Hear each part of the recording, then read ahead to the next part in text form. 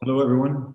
Thank you all for attending our sixth and final day of the Ethiopian Modern Nation Ancient Roots Conference. Our second session for the day is a keynote speech by Newbar Family Assistant Professor of Political Science at the University of Chicago, Adom Getachew.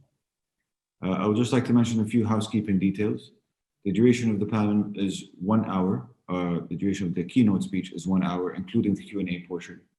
For panelists, please use the Q&A button at the bottom of your screen to ask your questions, and we will do our best to answer as many as possible.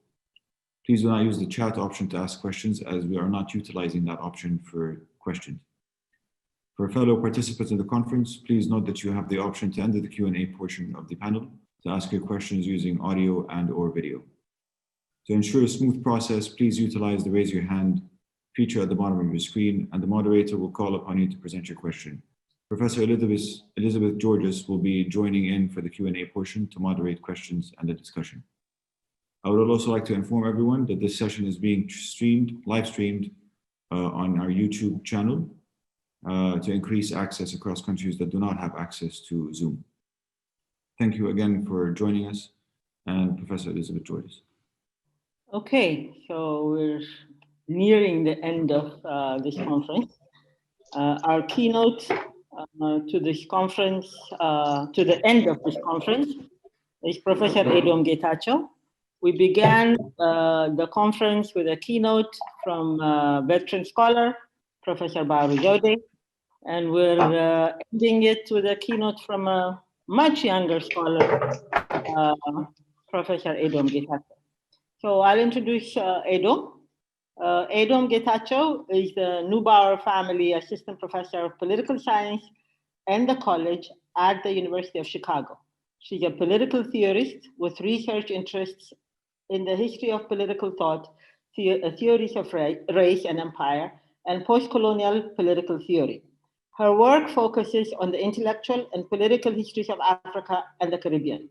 Her first book, World Making After Empire, The Rise and Fall of Self-Determination, reconstructs an account of self-determination offered in the political thought of Black Atlantic anti-colonial nationalists during the height of decolonization in the 20th century. Edom holds a joint PhD in political science and African American studies from Yale University. She's a faculty board of the Posian Center for Human Rights, a fellow at the Chicago Center for Contemporary Theory, and a faculty affiliate at the Center for the Study of Race, Politics, and Culture.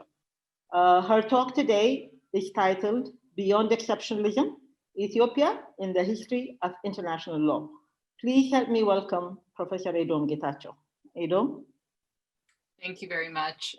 First, I just want to say thank you so much to the organizers of what has been a really enlightening, amazing conference. I've learned so much from all the fellow participants in the conference, so a special thank you to Dagmawi, Elsabeth, Surafel, and Salah for organizing this conference and putting it together. I also want to thank Satan for all his work with the logistics. And I'll say I'm very humbled and honored to be closing this conference. It's a real pleasure to be here with you.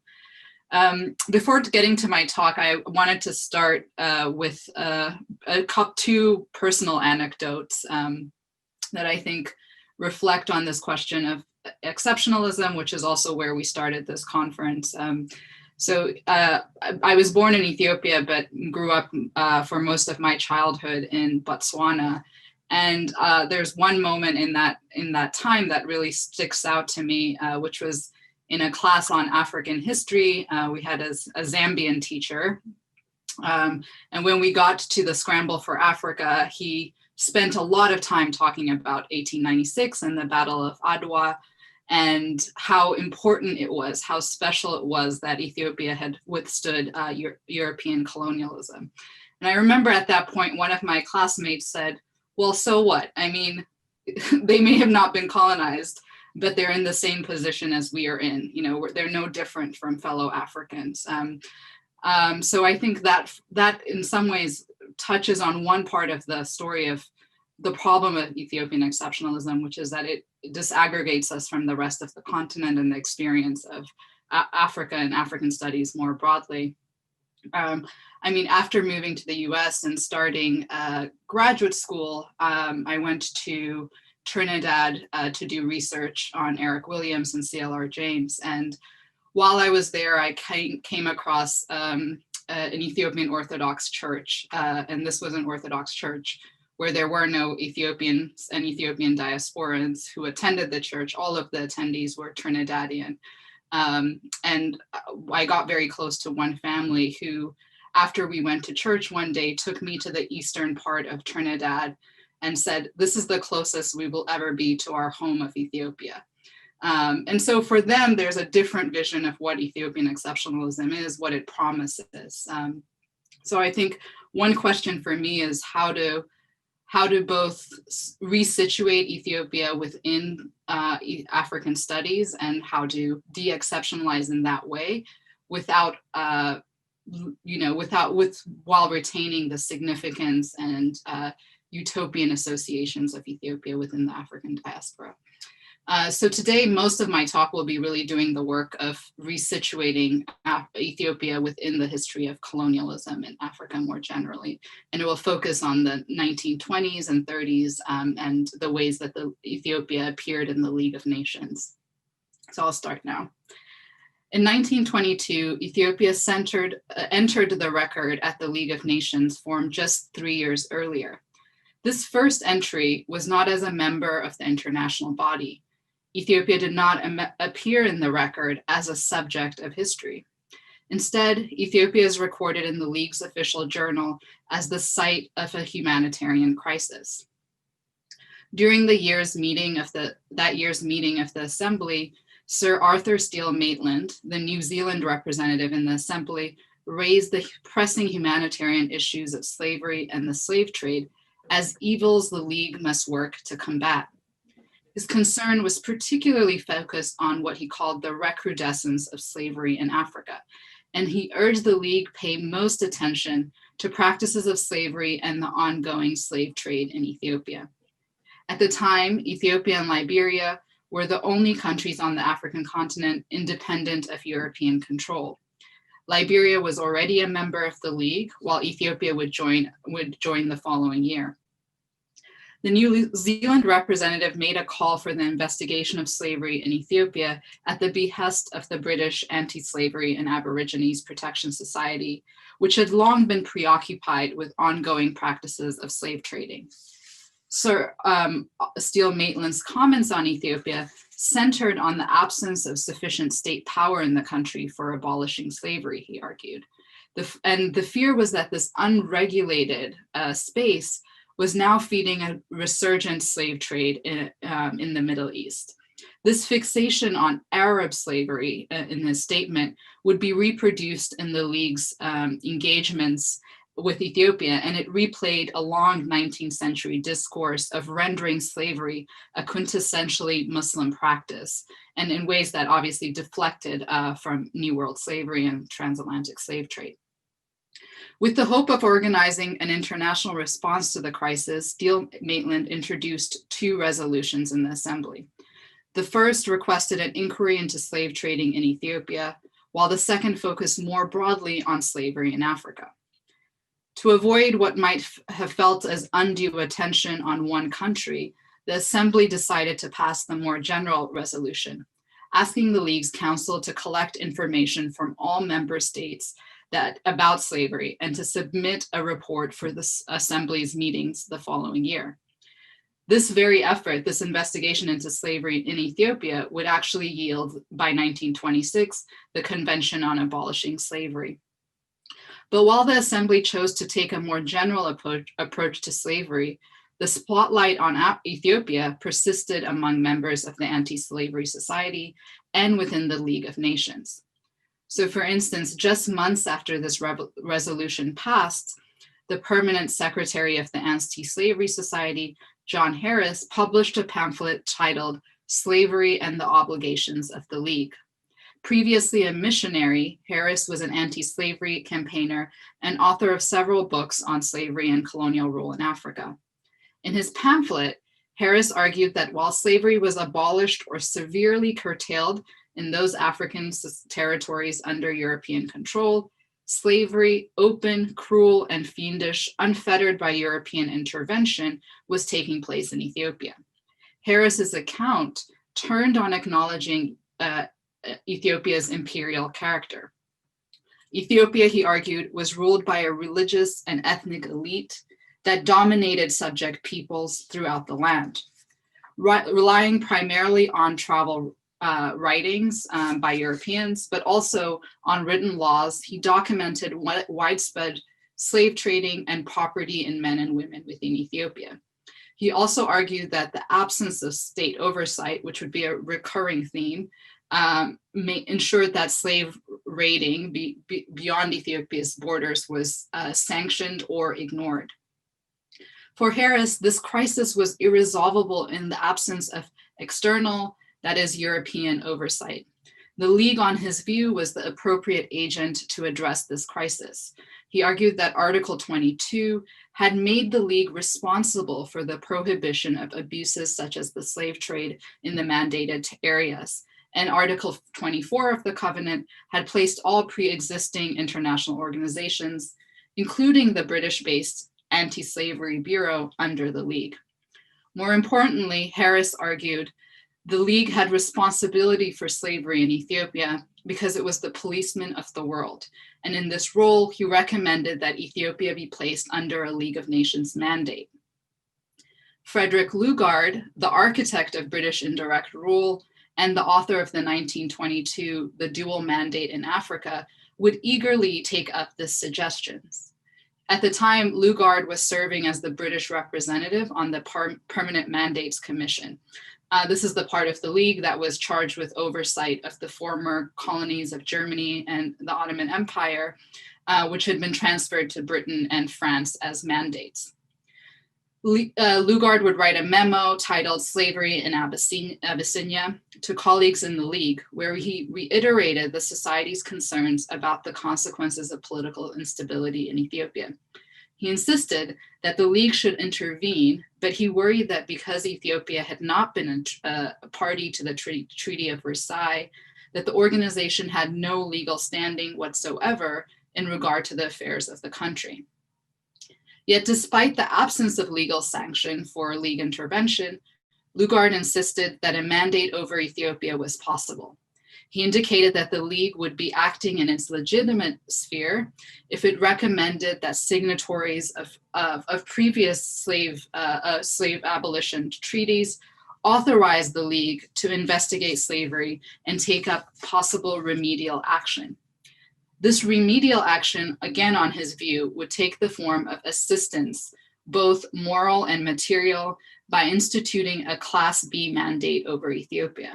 The Class B mandate was a similar mandate to some of the mandates in the Middle East, so like Syria, for instance. Such assistance would be provided by European advisors and League representatives, and according to Lugard, lead to a reform of the government that could bring order out of chaos, liberate a people now held in slavery, and eventually bring commercial prosperity to Ethiopia and its European-ruled neighbors in East Africa.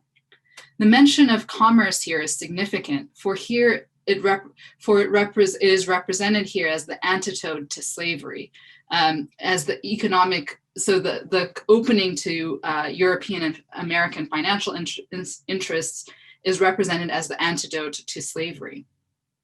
The political counterpart to this commercial opening was the indirect rule that Lugard had advanced in Nigeria.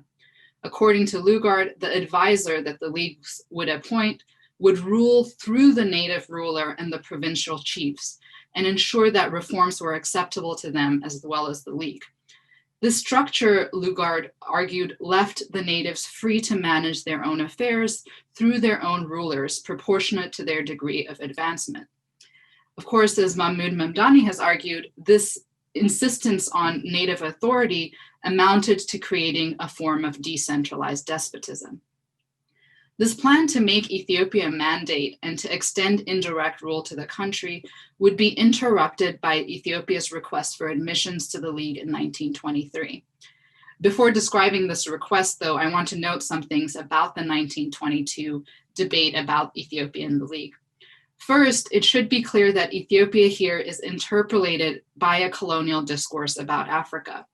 A colonial civilizing mission to eradicate slavery had been at the core of the framing of the Scramble for Africa at the Berlin Conference. In the conference's General Act, abolition was similarly tied to commercial expansion. And while an earlier form of empire had sought assimilation, the Scramble and the Berlin Conference had generated a different model of rule based on the production and management of ethnic difference, what was called the conservation of native cultures and customs. In the attention to slavery and the advocacy of commercial opening and the aspiration to introduce indirect rule, the League extended a colonial discourse of 19th century Africa to Ethiopia. Liberia would undergo a similar experience in this period. So I want to be clear here that I'm not saying that slavery itself was a colonial fabrication, but when slavery in Ethiopia appears in the League archives, its specific historical formation or the complex and varied relations of hierarchy that went under the sign of Baria are never taken up. Instead, it is filtered through a preoccupation with slavery as a proprietary relation involving trading, which especially centers the Arab or Muslim slave raiders. The former, as we know, the proprietary vision of slavery, is a legacy of New World slavery, and the latter, this fixation on Arab slavery, reproduced a racialized representation of Muslim presence in Africa as external and always despotic. This leads me to the second element of the League's discourse on Ethiopia that I want to highlight. This has to do with the way exceptionalism appears here. Ethiopia is indeed exceptional to the League, but primarily because it is neither nation nor empire. Unlike a nation, the League argued, it cannot be spoken of as having one united people. And from the League's perspective, it was also a deviant empire. It neither ruled its subjects people appropriately or sufficiently regulated its borders against external threat. I want to suggest then that Ethiopia appears in the League as Africa's first failed state. I will later show how Italy would mobilize this discourse in 1935. But first, let us turn to Ethiopia's request for membership. Worried about the country's independence, given it was surrounded by Britain, France, and Italy, and attentive to the increased international scrutiny of its internal affairs, the Ethiopian state sought membership in the League. It actually made an initial request for information about membership in 1919 through its mission in Paris. But the formal request would be submitted in August 1923 through a telegram from Rastafari, written on behalf of the Queen of the Kings of Abyssinia. The telegram noted that, and it's striking here that the telegram uses the League's own name of Abyssinia. The telegram noted that the Abyssinian government has long been anxious to become a member of the League of Nations, whose covenant is a guarantee of union, cooperation, and peace around all the nations of the world. The letter is striking for its effort to articulate an exceptionalism that's centered on a Christian empire. So I'll read here a key paragraph from the request. The Holy Scriptures bear witness that since the year 1500 after Solomon, we have been contending with the heathen, by whom, as may be seen from the map of our country, we are surrounded, for the true faith and laws of God, and to maintain the independence of our country and freedom of our religion. With God's help, we have baptized thousands of heathens, who have become our brothers. Only in the time of Emperor Menelik II have we had peace. However, it goes on, seeing that the former heir to the throne, Lijiyasu, showed a leaning towards the religion against which we have so energetically fought, and was moving in a direction which might raise difficulties for us with the governments of the neighboring countries, we were unable to continue along the path of progress and were obliged to occupy ourselves in restoring our position. This language replies, if not directly, then at least implicitly and indirectly, to the League's picture of Ethiopia as a failed state. but it does so in the language of a Christianizing and civilizing empire. This is an empire that looks less like the indirect rule structure that the League wanted to impose, and takes the form of an assimilationist empire, and on a classical model of something like Rome. And not directly named, but as appearing in the document as the religion against which we have so energetically fought is Islam, which appears again like the figure of the Arab slave trader in the League's own discourse, as an external imposition and as a roadblock to progress. Recurring references to Christianity is meant to signal that Ethiopia belongs to a Christian family of nations. We receive the gospel the same as you, the Telegraph notes. Yet, by reference to a Solomonic lineage, there is also a claim to distinction within the family of nations. Ethiopia's request for membership thus deploys Christianity simultaneously to distinguish and to render equivalent. Additionally, the Telegraph notes Ethiopia's long-standing connections to the world as a sign of both its modernity and standing as a nation among nations. And as example, it notes, we built a railway, we adhered to the Brussels Convention, we joined the Universal Postal Union, and we signed treaties, which we have always observed with the powers which cooperated to found the League of Nations. Ethiopia's bid for membership is not unlike the strategies that other peripheral states, from those in Latin America to Haiti, used to claim membership in the family of nations. This was a strategy whereby one based the demand for inclusion on having met European standards of civilization. And as was the case in Ethiopia, such claims depended on deflecting the sign of the uncivilized to some other figure. This is the role of the heathen in Islam in Ethiopia's request. So just to give other examples, when Haiti was denied legal recognition after its revolution in 1804, it sought to gain recognition from the Vatican as a Catholic country. This claim of Haiti as Catholic, however, could only be articulated against popular practices of voodoo and other African syncretic religious traditions. So these were excluded from the image of Haiti on the international sphere. Similarly, Latin American bids for inclusion and equality juxtaposed their achievement of the modern state to the non-state and therefore uncivilized presence of indigenous peoples throughout the Americas. Ethiopia's decision to amplify its Christianity in 1923, however, appeared in the context of a shifting discourse of international law, in which substantive standards like religion were giving way to formal and positivist markers of statehood, including territoriality and previously existing treaty relations. As a result, the League's discussion of Ethiopia's application never mentioned Christianity. Instead, the subcommittee charged with reviewing the application went through a standard questionnaire. The questionnaire involved inquiries into whether Ethiopia was recognized by other states, possessed a stable government, had well-defined borders, and was fully self-governing. The committee would find that it was a recognized state with a stable government, but was, quote, unable to determine the extent of the effective control of the central authority over the provinces remote from the capital. The final question that the committee considered is, what have been the acts and declarations of Abyssinia as regards her international obligations, and B, as regards the stipulations of the League with reference to armaments? Although broadly framed, this question becomes an opportunity to raise the issue of international obligations regarding slavery. Ethiopia was not party to a number of late 19th and early 20th century treaties on slavery. So as a condition for membership, Ethiopia is asked to retroactively sign on to these legal instruments.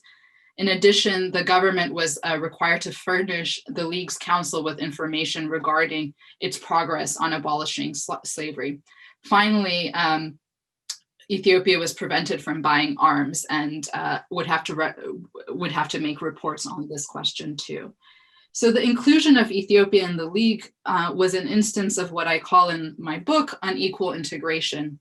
Rather than a recognition and protection of its status as an independent and equal state within a family of nations, membership became a mechanism by which the League could extend its regulatory and disciplinary power to a country once considered outside its legal reach. This unequal integration was not lost on committee members. So the British representative would say, the League should consider, on the one hand, the desire to help Abyssinia to raise herself in the scale of civilization, which it was possible to do more effectively if she became a member of the League. And according to the Italian representative, the specific obligations required of the African nation should not wound Abyssinia's susceptibilities, since other states, which had arrived at a higher degree of civilization, had already consented to undertake special engagements. So while admission to the League preempted the effort to create a mandate over Ethiopia, the effects of a membership would actually be quite similar. Through a conditional membership, legal members and officials sought to achieve the same goals as the mandate, the abolition of slavery, the development of the country towards a stronger central government, and further integration of Ethiopia into a global economy. So Ethiopia's membership in the League did not afford rights, privileges, and protections, but instead made the country subject to burdens, obligations, and interventions.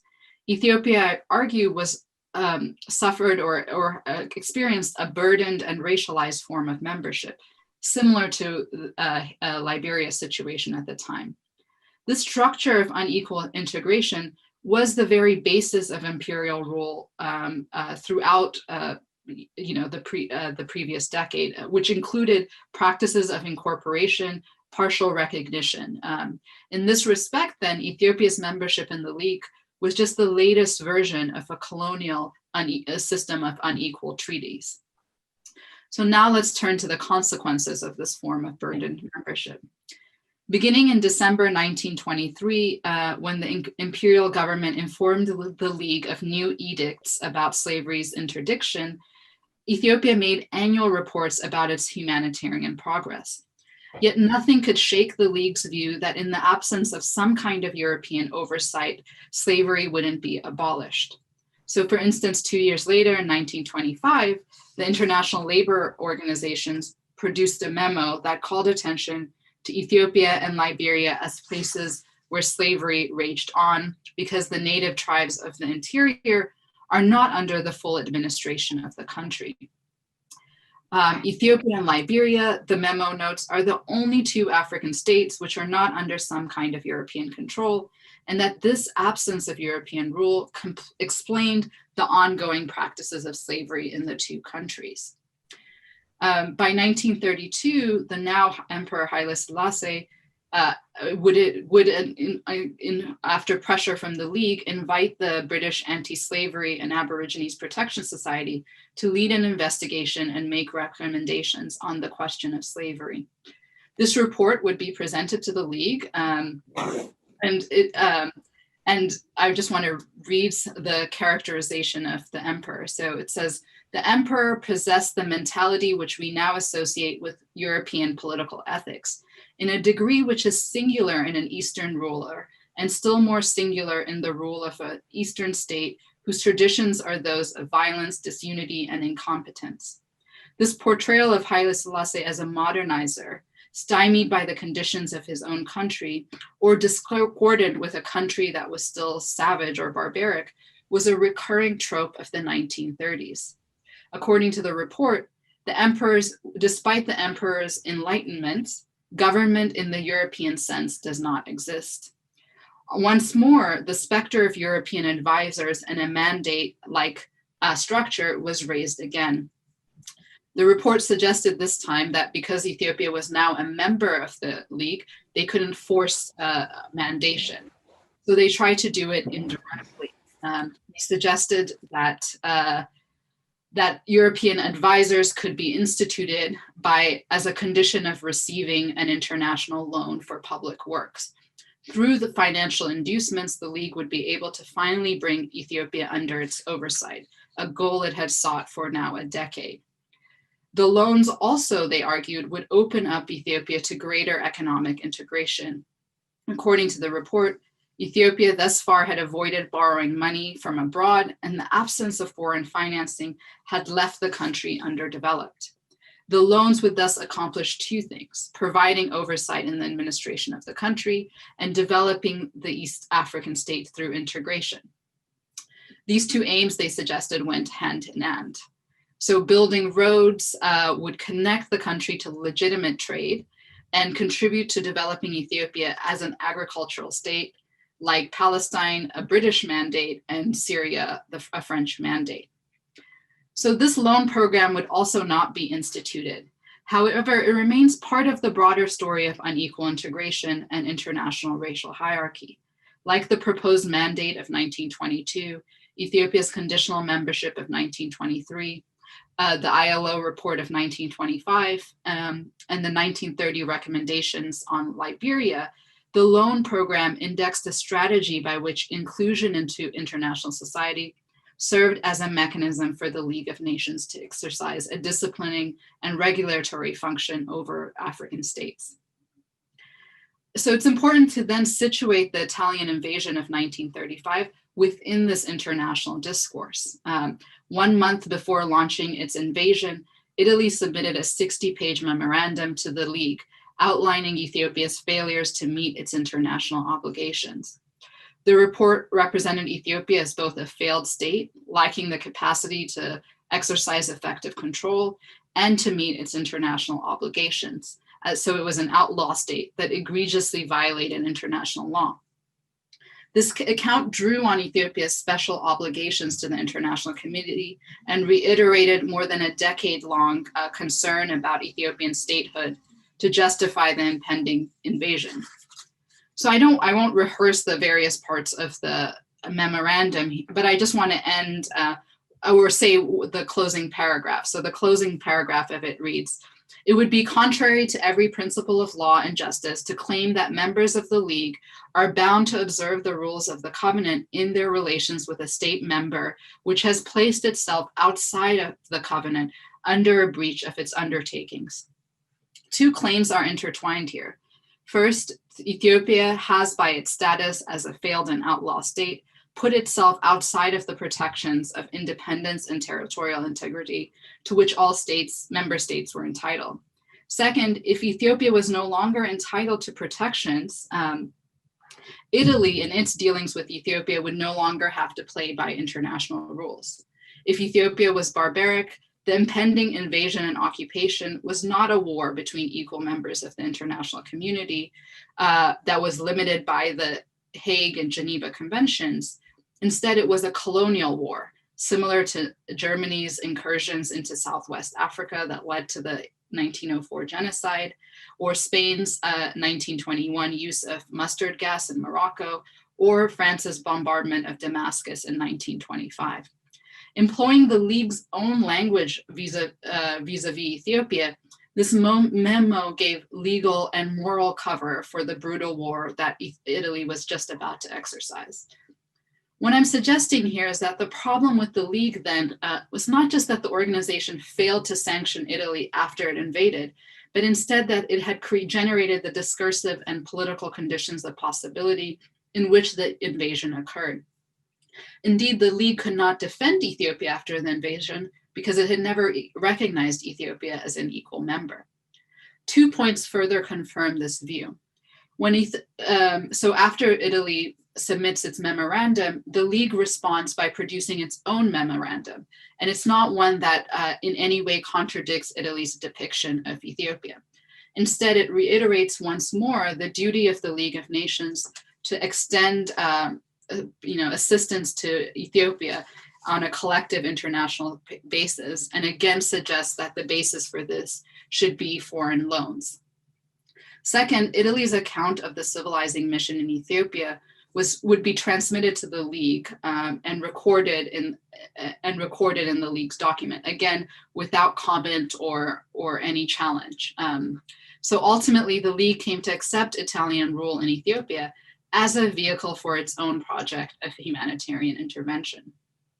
Finally, it should be borne in mind, of course, that of the aggressor Axis states during World War II, Italy would be the only one not to have to answer for war crimes, no equivalent of the Nuremberg or Tokyo tribunals occurred in the case of Italy. We know, and of course, Professor Baruzode's opening keynote reminds us that the invasion would galvanize the Black world in support of Ethiopia. I don't have time to pursue this here, but I want to suggest for our conversation that it wasn't only a matter of rallying to the cause of ancient and free Ethiopia. Instead, this would be a moment in which anti-colonial intellectuals from W.E.B. Du Bois to C.L.R. James used the occasion of the intervention to both deepen and rethink their critique of imperial rule. In this moment, Ethiopia was not the exceptional African non-colony. Instead, they transformed Ethiopia into an analytic and political site through which they might comprehend the structure of imperial hierarchy and equal integration. Ethiopia was in this moment less exception than example of colonialism. In the context of the Ethiopian crisis, Du Bois would deepen his growing Marxist and proto-dependency critique of empire, while James would break more thoroughly with an ideal of the British Empire as a civilizing project.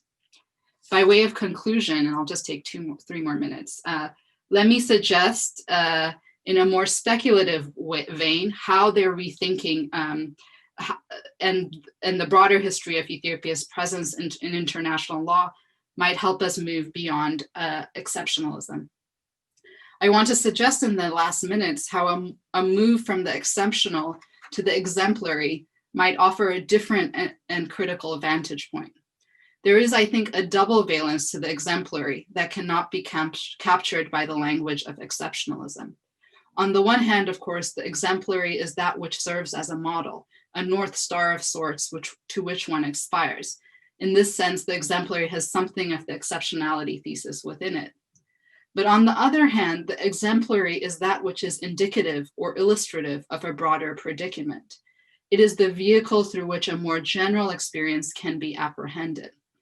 This is the approach I have to try to take in this talk.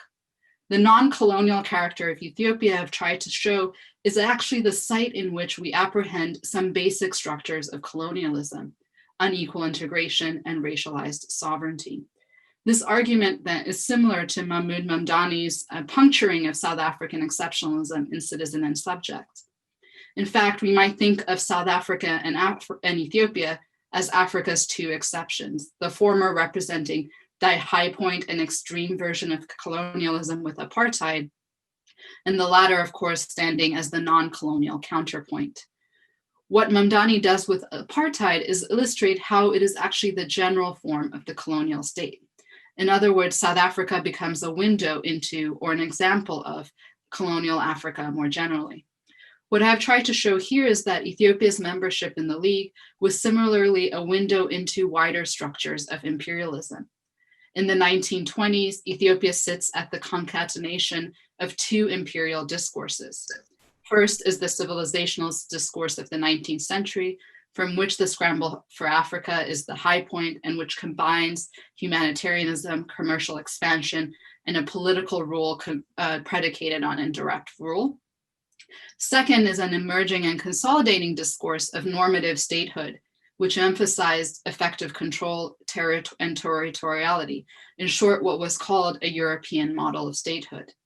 Sitting at the nexus between a 19th century civilizationalist discourse and a statist 20th century discourse, Ethiopia pointed to the long history of the imperial project in Africa and indexed a newly emerging post-colonial model of colonial rule that depended on universalizing the European state form. The example of Ethiopia here becomes a way of reading the pro-colonial and post-colonial predicament anew. Holding together these 2 valences of exemplarity, one the aspirational and the other the illustrative, might be one way to address the dilemma with which I started. How might we draw how might we draw Ethiopia analytically and politically closer to the African continent, while at the same time attending to the utopian significations of Ethiopia within the African diaspora? So I'll stop there and take questions. Okay. Thank you, Edo, for a fascinating speech. I've read that chapter of your book, which is very, very interesting. So Edom's challenging question to Ethiopian exceptionalism, particularly as it pertains to Ethiopia's membership to the League of Nations. Did Ethiopia really join the League of Nations within the consideration of quote unquote a sovereign nation? So Ethiopia's intellectuals, on the other hand, my understanding of Ethiopia joining the League of Nations was very celebratory, So and as you said, your book on the League of Nations particularly debunks that. And as you say, it's not a subject of history, the Ethiopia's membership to the League of Nations, but a site of humanitarian crisis, and particularly as it pertains to its politics of slavery. So my question, I'll start with a question. Hopefully people will come with other questions. So this is the first, you thoroughly did archival research on the League of Nations, and that's what comes out in the chapter of that pertains to the League of Nations. So I haven't seen anything from Ethiopian scholars, Ethiopian historians, academics, on Ethiopia. There's some stories written about the membership, particularly during the Italian invasion and the emperor and the League of Nations and that sort of stuff, but not really. I didn't know that all these debates occurred in the League of Nations, particularly issues of slavery. So have you seen any other work by Ethiopians while you were doing your research? Or are you the first one? There's it's not by an Ethiopian scholar, but there's a recent book by a historian of international law, Rose Parfit, who similarly traces this story of and uses Ethiopia as a kind of model to stake out how Ethiopia became a member and what it signals more generally about the development of international law. I also want to say, I think Jonas is maybe here. He's here. He has a great paper on the, not about the League of Nations, but a paper about the kind of thinking about what slavery meant in Ethiopia that was distinctive from, the model of slavery that the League is engaged in and debating at this time.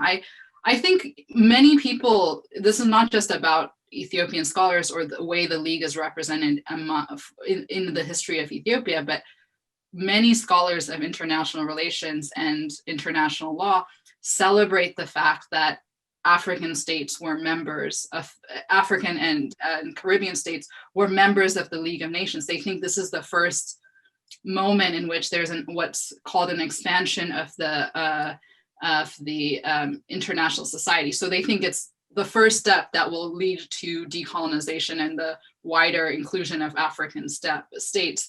But I think what I am trying to show is actually how this moment indexes some of the complicated and unequal character of what's to come when other African states join the UN. Okay, so Dagmari has a question here. Let me turn on off my thing. Go ahead. Edom, thank you so much for such a rich presentation. And as Sabina posted on the chat, what a way to finish out the conference. My question is, just from your research, did the fact that Ethiopia joined the League of Nations, did it further its own imperial ambitions in Ethiopia, right? So we see, you've given us such a rich picture of the ways in which Ethiopia was hailed into this colonial discourse and your wonderful phrasing of it, not as an exception, but as an example. I wonder how Ethiopian, Haile Selassie and so forth, how Ethiopia used this kind of imprimatur of European civilizing discourse to advance its own domestic imperial agenda? Yeah, that's a great question. You know, I haven't done the research, the kind of counterpart to this research, which would be to show in some ways how this gets deployed in policy. I mean, I think Eleni Zaleka's paper from last week made this point too about how external anxieties about external threats generate moments of centralization within the country. I think that's true of this period too. The other thing to say is that there is internal to the court, imperial court, a lot of debate and contestation about whether joining the League of Nations is a good idea or not in itself. So precisely for this reasons, was it going to protect, was it actually going to protect independence or make Ethiopia more susceptible to intervention? And I mean, the Selassie makes the point that this is a moment of expanding the, sorry, the sound is weird, but. Oh, Adam, you're muted. Am I muted? Oh, is that me? Okay, go ahead, okay, go ahead. No, you're okay, Internal debate about whether membership in the League is going to help or hurt Ethiopia, whether it's going to make it more susceptible. And the argument that Haile Selassie makes is that this is an opportunity for expanding the modernizing project. So I think I just will say I'm not sure how much that plays out. What I've seen from the League records is that they do send a series of law. There's, I think, a very a double-edged sword. On the one hand, they're illustrating that they've made these transformations, especially the passage of certain kinds of laws in the 1930, again, 1923 as well. How much that changes the structure of governance within Ethiopia itself, I'm not sure, beyond the broad ambitions for modernization generally.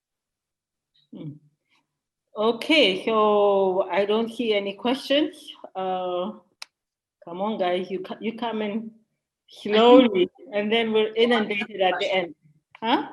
Fuad has a question. Oh, Fuad has a question. Fuad, okay, can you come on camera, or you just? Yeah. Okay, go ahead. Thank you, Elsie, and thank you, Adam. That was a really wonderful presentation. I guess I have a couple of questions for you, and the first one is how it seems in relationship to the question just Doug asked you, in terms of actual policy within Ethiopia in the 30s, membership in the League and all the pressures largely generated by Italian desires to legitimize their own interest in a new imperial project, had very little impact on actual policy related to slavery in Ethiopia.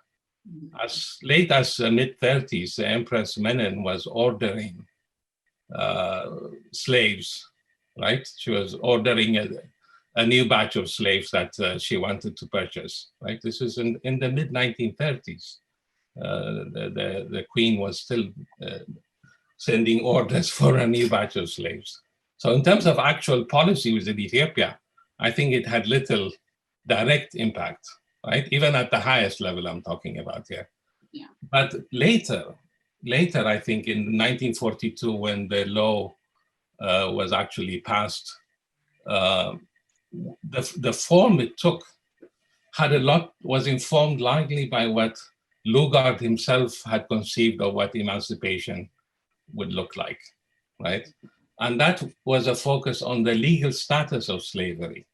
So what it abolished was the legal status of slavery, but left intact, so that unless a slave goes and appeals to a court, in other words, against a status of slavery, there wasn't a kind of universal radical emancipation of that as such, right? And that was heavily informed by Lugard. So there's a way in which at that level, it does become internalized by the Ethiopian state itself. So there is this kind of ambiguous relationship in terms of its effects. But the second thing I would like to hear more about what you had to say in your concluding remarks, in the way you framed is either as this kind of exceptionalism or trying to integrate it within a larger history of Africa. And I think that's the intent of that I completely share, except to some extent, I think there is something distinctive about Ethiopia, not simply as another nation state, but itself as a kind of an empire, which assimilating it into a larger story of a colonized post-colonial trajectory to some extent can miss.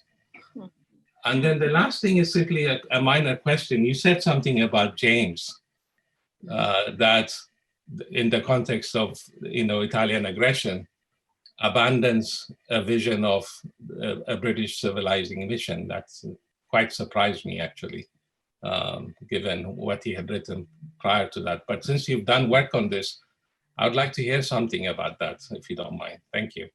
Thank you.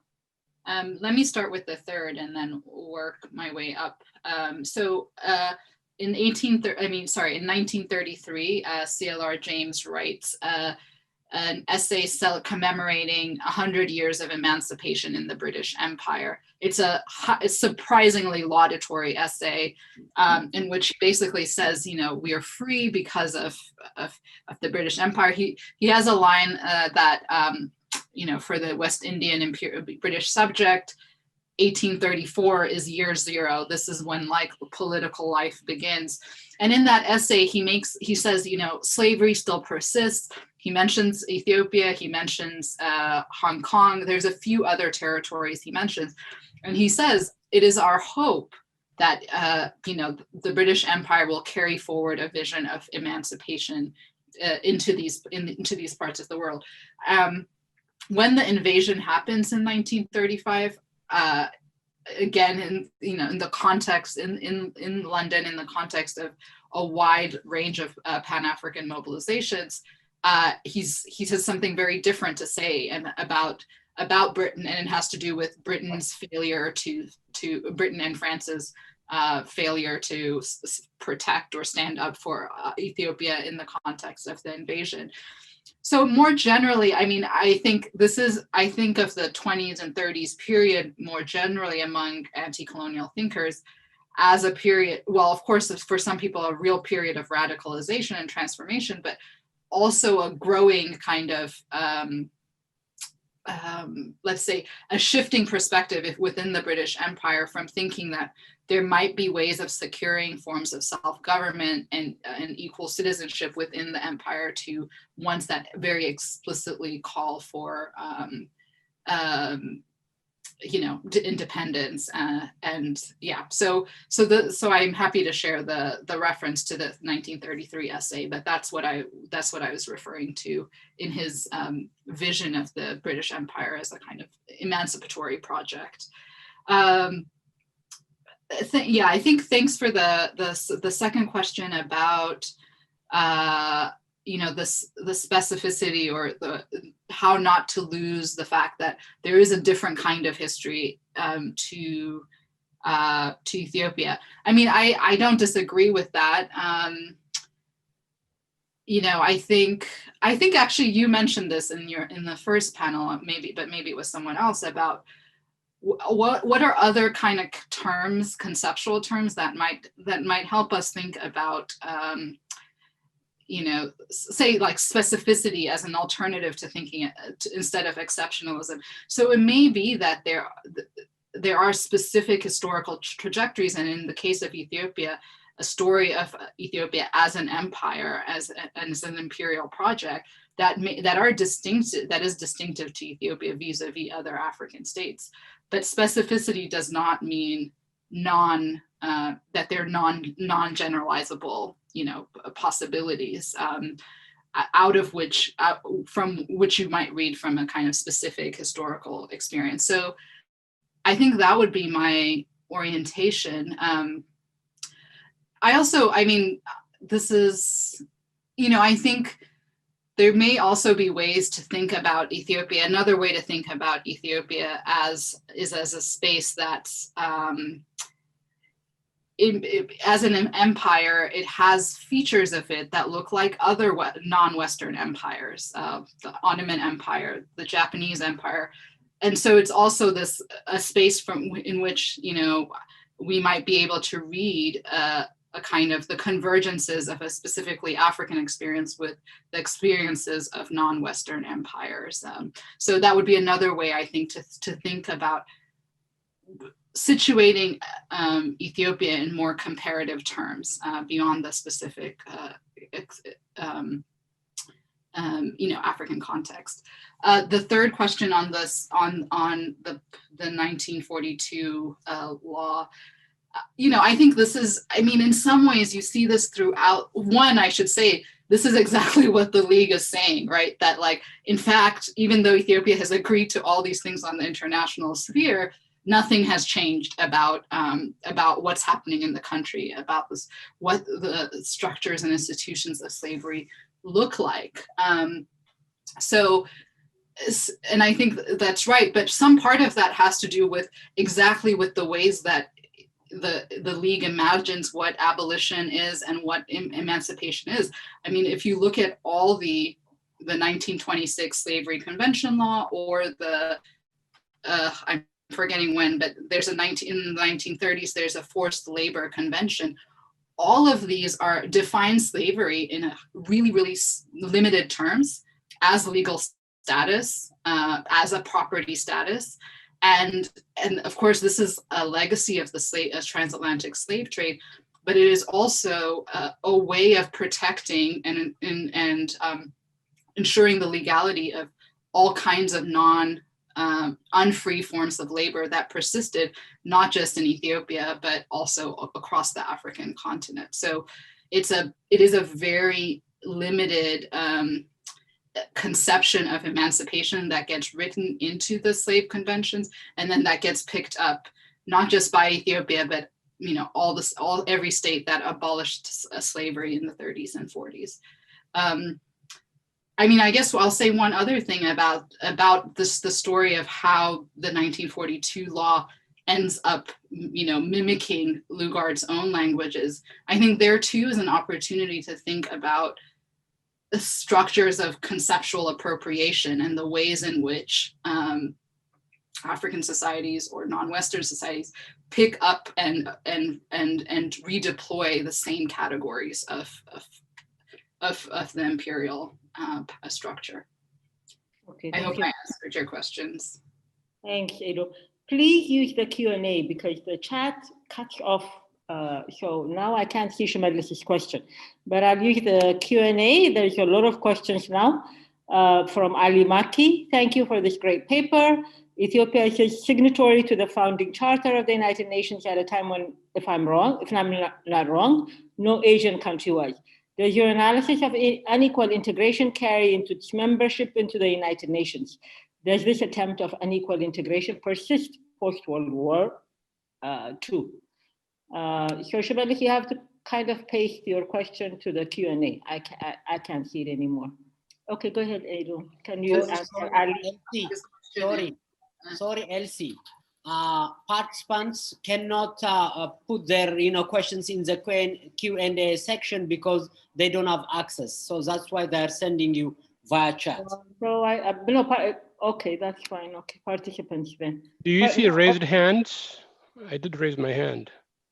Oh, I didn't hear you, Fukro. Okay, after Ali, I'll address you. Okay, sorry. Right, okay. Sorry. Let me just remind myself what. Okay. Okay, go ahead. Does unequal integration continue into the UN?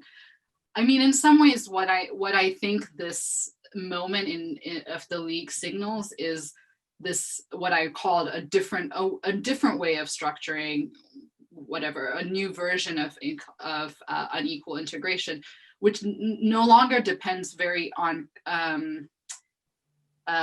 very substantive claims, say to civilization, to Christianity, and so forth, but on formal procedural terms, territorial integrity, a particular conception of statehood.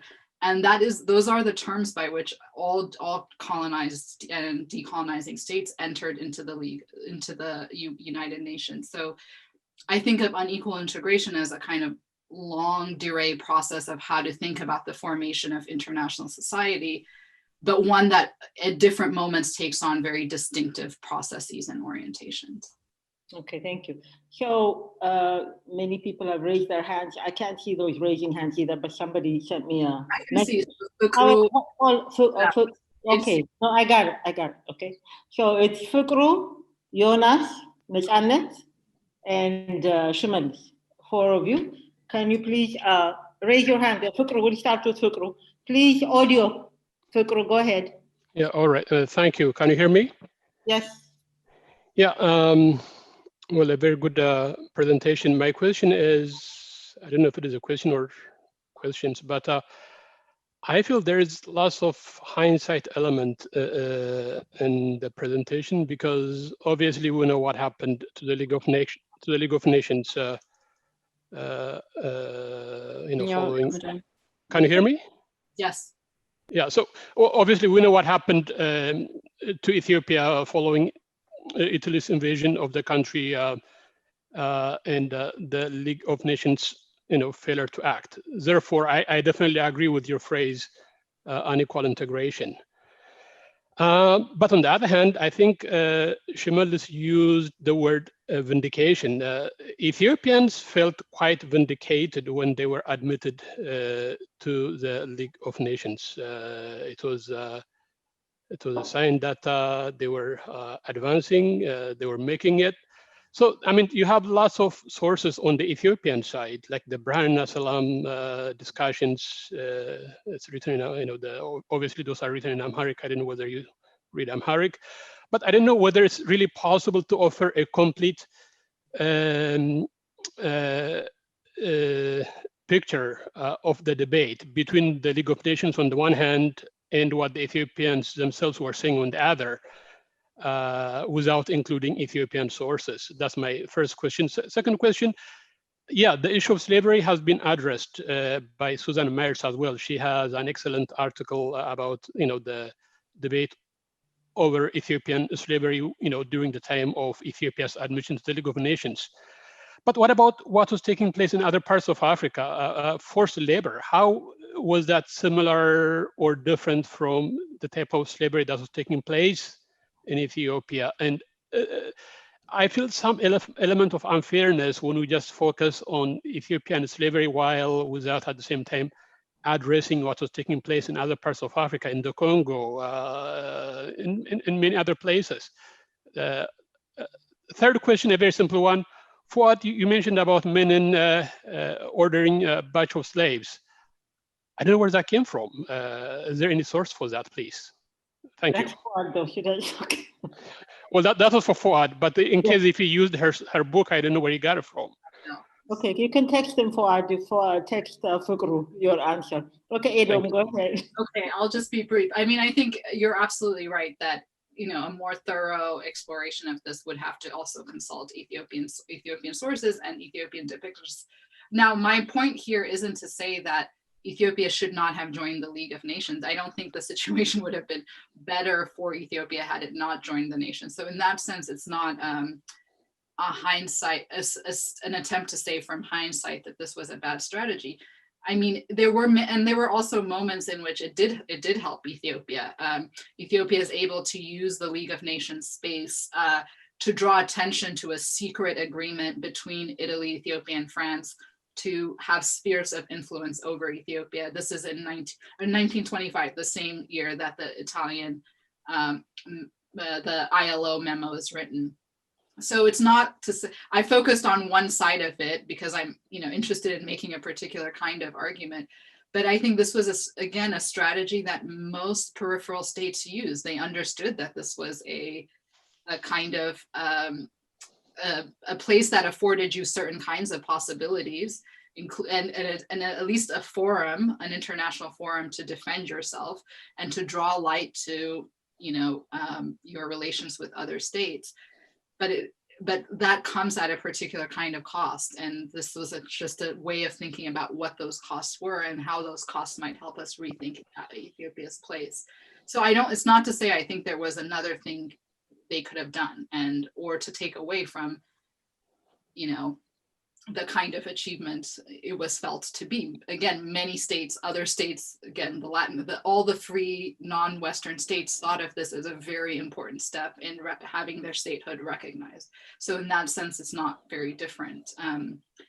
I think, in the book chapter, I do talk about how the fixation on slavery in Ethiopia and Liberia was a strategy of imperial deflection. I mean, all the laws, all the debates about slavery are written in such a way that you completely elide the question of forced labor.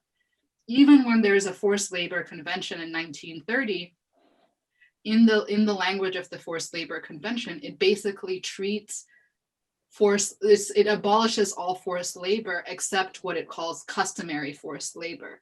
And this goes back to this, the strategy of indirect rule, to say that forced labor is actually a customary practice of Africans, which this is the vehicle through which obviously all forced labor for colonial projects was being extracted. So it has a very there was a very ideological project in the emphasis and preoccupation with Ethiopian and Liberian slavery at the time. And the book explains more of that. Thank you, Jonas. Oh, I'm sorry. Go ahead. Sorry, did you finish? Oh, okay. Yes. Jonas, can you please ask your question? Jonas, are you Yes. there? Yes. Okay, Yes. Go ahead.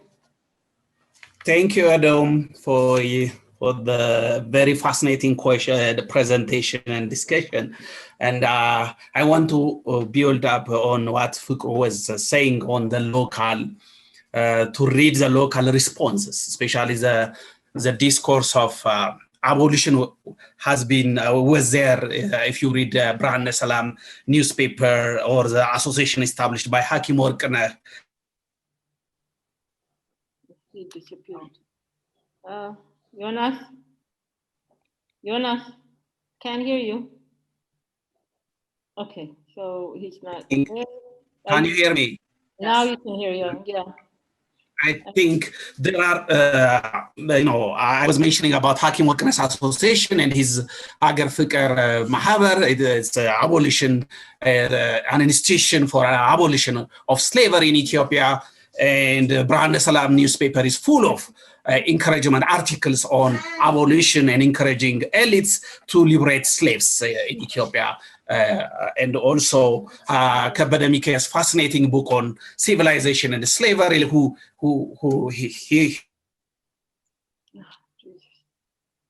Jonas, you disappeared. Jonas. Okay, so I'll switch to, should I switch or 1 minute?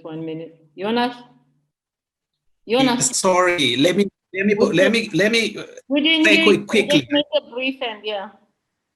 Yeah. So this is just I want you to look at the sources. But my quick question is on the exceptionalism and how to go beyond exceptionalism. And I think Ethiopian exceptionalism is written through the history of not only in association to this international law and the League of Nations, Ethiopia and the League of Nations relation. I think it goes beyond that. It's very broader history and local understanding. Okay, I think I'm going to switch. Okay. It's very bad connection, Jonas. I'm going to turn to Nachanet and we'll come back with you, to you. Nachanet, are you there? Jonas, we can't hear you. Yeah, I can't say. I don't know. There is a connection problem, I think.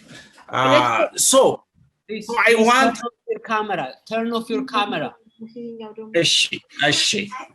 So Edom, what I was saying is, how can this colonial gaze, how can the way Italy or League of Nations, the very imperial and colonial institutions and law define a country or Ethiopia, can be seen as a site or can be taken as a site to go beyond exceptionalism, while the very entry of Ethiopia or the opening of Ethiopia to the international relations by Tafaris and Haile Selassie was contested in Ethiopia. There was a very critical voice against Haile Selassie's ambition project to put Ethiopia in the map of international relations. That goes to the extent of, the exile group, and when he come back.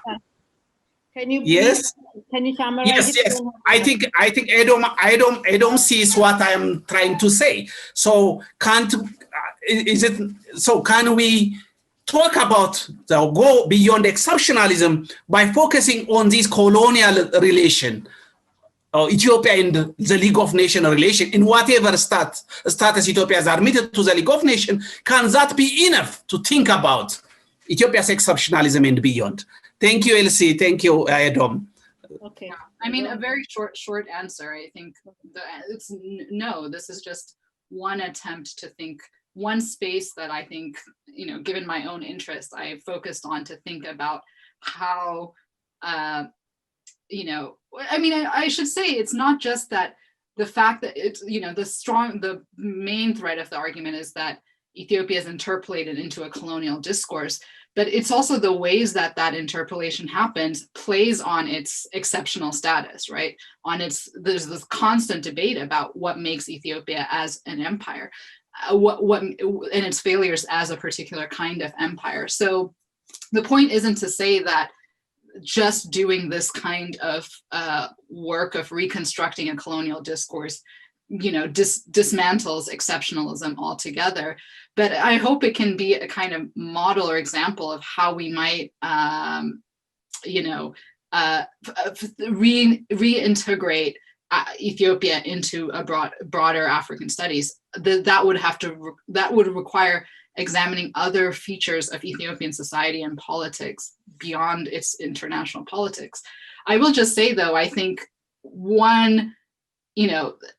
it's the League is one moment in a long history of Ethiopia's engagements with the world, and it seems to me that that is a fruitful site for undoing a kind of a completely internalist debate, and for showing the ways in which there was those moments of international engagement, it may illuminate certain features that are elided or obscured otherwise. Okay. Great. So, Naj'alnet, are you there? Naj'alnet? Yes. Hello? Okay. Yes. Ask your question, Naj'alnet, because I can't, it's cut off. The chat's cut off, so I can't read your question. So can you ask your question on the mic? Okay. Thank you so much, Edom, for such a very interesting presentation or keynote. And I'm just, it's actually not a question, just extending to what you are giving us, for instance, this term of unequal integration. So I was thinking one way in which the League of Nations was productive for Ethiopia is to look at itself as de-exceptionalized self-image. And thus, perhaps I'm imagining, perhaps it kind of shaped its interaction, particularly with the rest of the continent during the Bandung conference, for instance, our engagement with the Bandung, and later for the collective survival of African independent statehood. So I'm just thinking, how does this moment kind of gives Ethiopia a continental sort of footing from the exceptional narrative, shifting it to a de-exceptional collective African identity? I'm just imagining that it must have had a very productive affirmative sort of impact. And did you look at it, or do you see any link to this sort of self-image or reconfiguring one's image after the experience of League of Nations, as you have articulately, analyzed it as unequal integration? Thank you. Thank you. So I do look a little bit at the formation of the Organization of African Unity a few decades after the war. I think in terms of these projects of African integration and Pan-Africanism after the war, Ethiopia retains partially. I mean, the exceptionalism isn't fully elided precisely because there is, and this is why I think the language of exemplarity is important, because it's still the case that there's investments in the ideal of Ethiopia as having been an independent state. So this is why it's Addis Ababa is the site of the OAU. It's why Haile Selassie played this role of elder statesman vis-a-vis the project of African integration.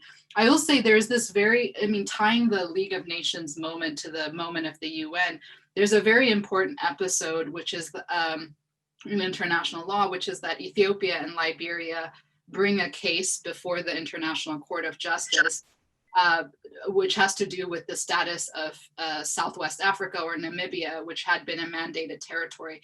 They get to bring the case before the ICJ because they were the only member states of the League of Nations. And it's a case about South Africa's rule over Namibia, but it's this very interesting moment where the fact that they existed as states and were recognized in the League of Nations allows them to play a very important role in the international struggle against apartheid and the apartheid state.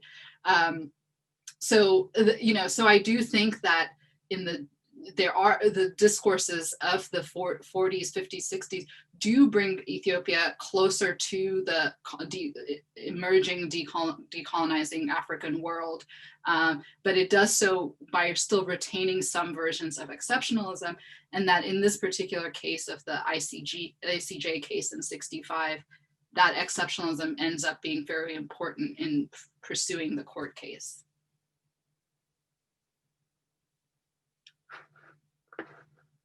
Thank you, Edom. We're way over time. So, Shemendis, I'm not going to take your question. I'll take one question, which is Roberta Clubs, because I think it's important. Gripping is an apt description of the presentation, he says. The phrase, neither an empire nor a nation, struck me. If I can bring you into current times to Ethiopia's recent struggle to be a united republic of federalists or other kinds, what can we learn about how its perception as such in those days may have weakened it then? And in what way do such perceptions weaken it now? That's a good question, I think, Edom, and we can close with that. There's a lot of questions, like they say, like my father says, in that Alian cow, Jano, Mingilo, Kashiyalan. So there's a lot of questions that came at the end. But I'm just going to take this last one and we can close. Well, I guess I would say that I think I wouldn't say that I wouldn't want to draw a direct connection between, the phraseology or the language of the League of Nations and Ethiopia's condition right now. So, but what I would say is that I think the kinds of questions we ask ourselves in Ethiopia today about ethnic nationalism, about the politicization of ethnic identity, are not specific to Ethiopia. The kind of a vision of federalism that associates ethnicity with particular homelands or with federated territories. These are broader dilemmas of African politics around the continent. And again, I think my suggestion is that if we think about the ways in which the history of Ethiopia converges in specific kinds of ways with that history of the African continent more broadly, it's not that obviously that there's direct ways we can import lessons from other parts of the continent, but it's a way of framing our problems and our dilemmas, political dilemmas in Ethiopia as parts of wider dilemmas across the continent. And I think the question of nationalism, national unity versus the politicization of ethnic identities is a central one, and how you overcome that set of dilemmas while recognizing multi-ethnic, multinational societies is a feature of African politics more generally. So it's just a suggestion for the way that I'm interested in this question of international law, but the question of bringing Ethiopia into African studies can be a model for how we also think about our domestic politics and domestic political questions. Okay, that's great. So Edom concentrated on one chapter of the book, and it's the League of Nations, and how, and I was not asking questions of slavery or work of slavery was done or not. I said, was it done in perspective of the League of Nations by Ethiopian scholars, slavery as an issue? Because that's one of the things that we can amplify exceptionalism too, because I've seen only a few writings, and Edom's is the more elaborative type of form that I saw, in an extensive form that she challenged the membership in the League of Nations. So, and she's looking at exceptionalism from that vantage point. So it's really not fair to bring other things into the format. Anyway, thank you so much, Edom, and hopefully your next book will be even more enlightening than this. I'm very proud to see young scholars, throughout this conference, younger scholars coming and changing the direction of Ethiopian scholarship, Ethiopian studies. So it really makes me proud, and hopefully scholarship will change in the future. And you guys are the pioneers to that. You're one of the pioneers to that. So thank you so much for a very enlightening speech. And hopefully you'll join us for the closing. Salah would be kind of summing up, and Dagmari and Salah. And we'll begin with Salah, and Dagmari will sum up the intellectual journey that we have traversed in the last 5 days. Huh? Okay, thank you, Edom. Thank you. Dagmar will start first. Okay, Dagmar will start first. Okay. Okay.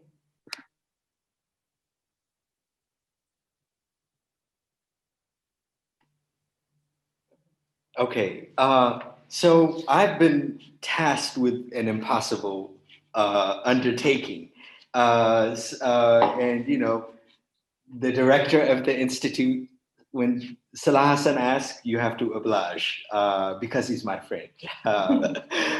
Anyhow, very briefly, obviously, it is just impossible to summate the complexity, the intricacy, and just the sheer range of all that we have encountered over the course of the week. So I'm just leafing through my notebook, and maybe 5 points or 6 points, just very briefly, I want to underline. At the outset, actually, of my welcoming greeting, I said, Ethiopian studies at a very different historical threshold, including a different generation of scholars who are taking the field in new directions, as we just witnessed from our second keynote speaker. The other is, what stood foremost, perhaps, what stood out to me was the new conceptual and theoretical rigor that scholars are bringing into Ethiopian studies, which I think is not an exaggeration. That's something so unprecedented in the field of Ethiopian studies, right? And that conceptual heft, that conceptual acumen is reframing the very protocols, disciplinary protocols, but also problematics of Ethiopian studies, including some of the overriding paradigms like Ethiopian exceptionalism. It was there in the very first panel, and it's been with us throughout the conference, and then we closed out with it. This overriding paradigm of Ethiopian exceptionalism, I believe, in today's Ethiopian studies is now under serious critical scrutiny. That's point one.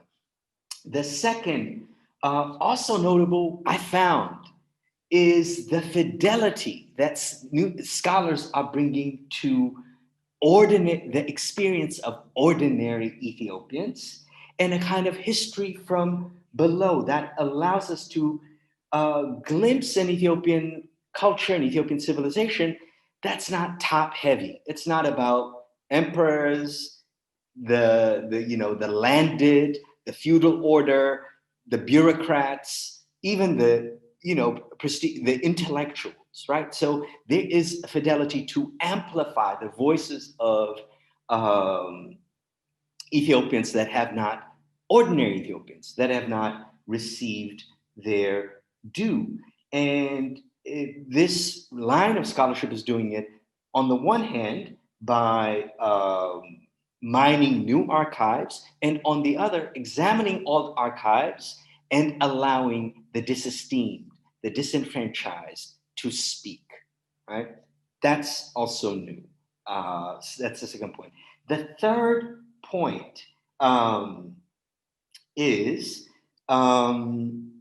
well, you know, the kind of outward orientation of Ethiopian studies, or what Ethiopian studies and its relationship to other fields. So African diaspora studies, right? As we saw in Fuku's wonderful talk about this new document that's been unveiled in the Du Bois papers, or Ethiopia's relationship to African studies, as we saw in the keynote just now, right? Or Nadia Nurisi, so on and so forth. So Ethiopian studies sits at this really interesting crossroads of other fields like African diaspora studies and African studies. And I think that's also a new line, new trajectory that I think we can really examine with new energy. Right, new life. The fifth point is, or the fourth point, I lost my count. I got two more points, is just the stakes in Ethiopian studies in terms of how it enables us to grapple with pressing contemporary issues, political matters. One, obviously, what's happening in Ethiopia, domestic Ethiopian politics, and be it the developmental state, be it ethnic federalism,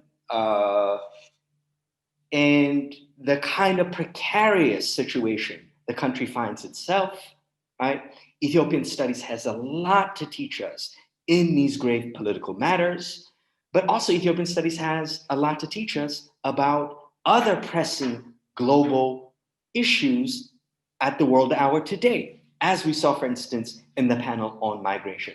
Migration is one of the most pressing, right, political matters, geopolitical, but also international matters. So Ethiopian studies, as we saw from this conference, also contributes to that. Last but not least, I am a literary scholar, and ultimately I study art, right? And we saw that Ethiopians also are producers of some of the most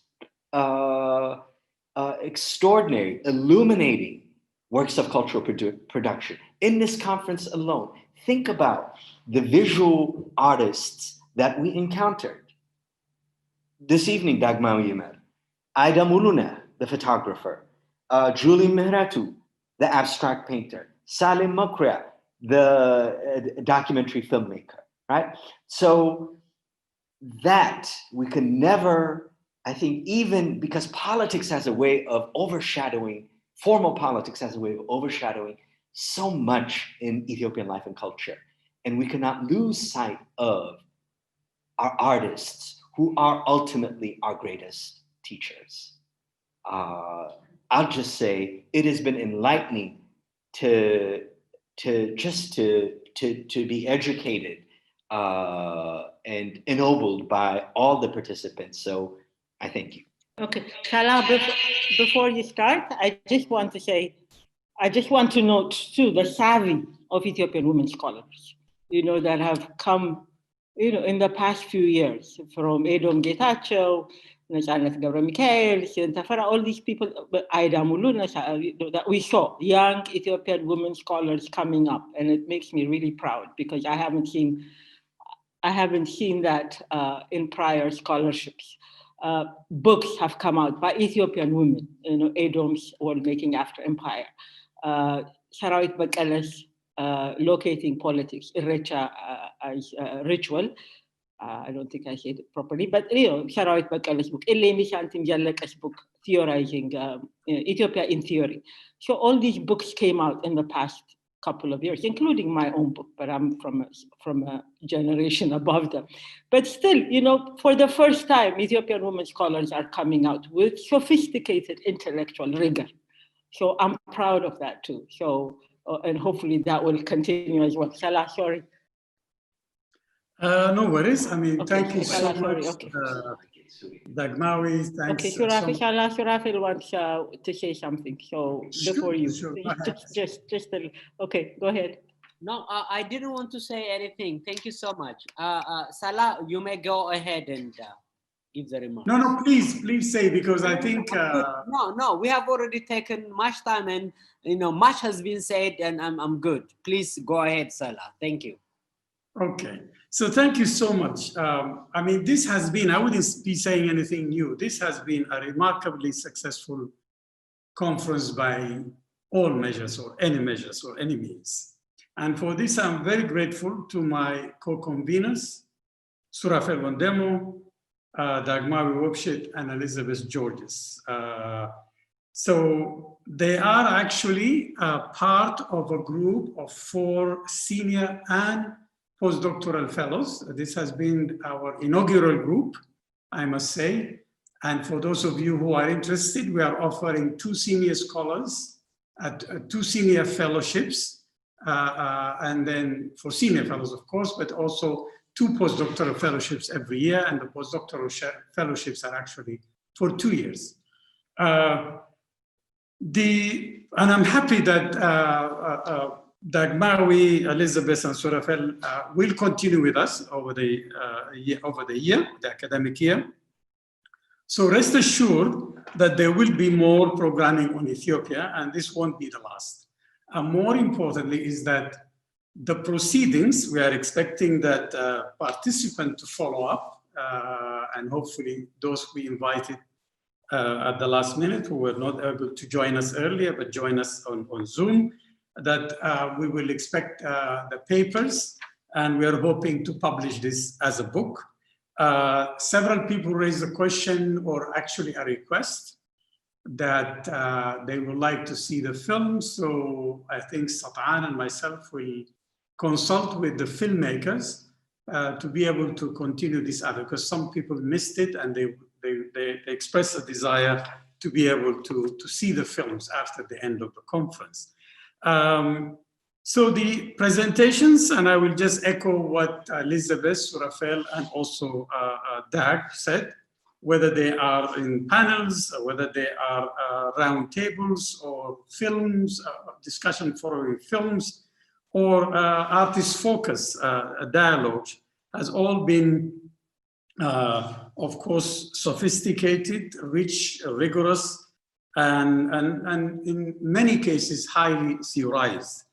As much as these presentations and discussions affirm my confidence is, and our confidence in the more established generation of pioneer scholars, it also renewed our hope and our optimism vis-a-vis the younger and what we call the next generation of Ethiopian or Ethiopianist scholars. Their presentations have been well-researched, conceptually sound, and very well theorized. And I wouldn't be saying anything. This is at the level of either humanities or social sciences, quantitative or qualitative work. And the examples are many. I'll mention a few: Sahin, Adam, Metzanet, among many others. And you've seen the level of the responses and the debate, which really makes me jealous as a Sudanese that our neighbor Ethiopia is moving faster, and especially on the level of theory. So finally, I want to thank my colleagues at the African Institute and the staff. Many of them have worked through the nights, actually evenings, because that's how the conference was timed, for the whole week to facilitate this conference on the technical level. Sharif, Vijay, and all the staff, Sarah, Fatima, Hajer, Sarah, and Selma, and Reem. And I hope I didn't forget many others. So I want to also, and I want you actually to join me, if there is a way that we could clap, if you can unmute yourself, to give a special round of applause to our colleague Sat'an, who really worked very hard on all levels. That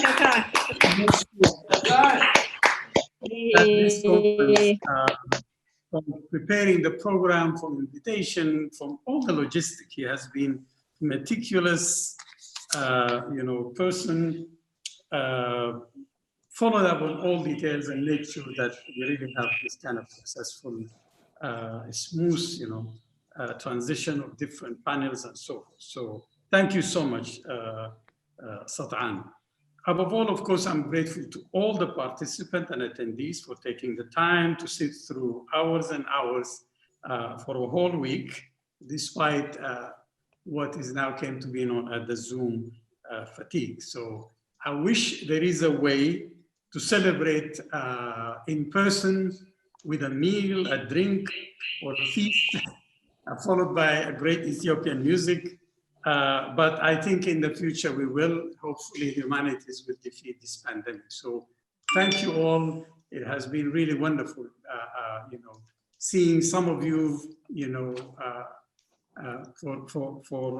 after a long time, but also getting to know new people and hopefully with connected person in the near future. We'll end it here. Thank you so much.